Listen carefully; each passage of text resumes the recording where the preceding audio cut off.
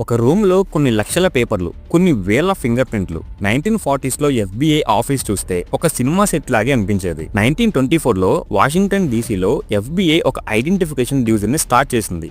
FBI under director జే Edgar Hoover దీన్ని start చేశాడు. అప్పటికి అమెరికాలో క్రైమ్ రేట్ చాలా ఎక్కువగా ఉండేది. క్రిమినల్స్ ని పట్టుకోవడం చాలా కష్టంగా మారింది. ఆ టైంలో హూవర్ ఒక మాట చెప్పాడు, every person has a unique finger print అని. దీన్ని కలెక్ట్ చేయాలి, రికార్డ్ చేయాలి, ట్రాక్ చేయాలి అని అక్కడ ఉన్న టీమ్ తో చెప్పి దీన్ని స్టార్ట్ చేశాడు. సో 1924లో FBI లోకల్ పోలీస్ బ్యూరోస్ ని కలిపి ఒక నేషనల్ ఫింగర్ ప్రింట్ సెంటర్ ని క్రియేట్ చేసింది. 1944లో FBI ఆఫీస్ లో కొన్ని లక్షల మంది పనిచేస్తూ ఉన్నా సరే ఫింగర్ ప్రింట్ ని వెతకడానికి 2 రోజులు పట్టేది. 1946 కి ఆల్రెడీ 100 మిలియన్ ఫింగర్ ప్రింట్స్ ని కలెక్ట్ చేశారు. 1971 కి ఆ నెంబర్ 200 మిలియన్ కి పెరిగింది. ఇది మొత్తం మాన్యువల్ గా చేశారు, ఎటువంటి మిషన్ ని కూడా యూజ్ చేయకుండా. ఈ సిస్టమ్ వల్ల చాలా మంది క్రిమినల్స్ ని పట్టుకున్నారు.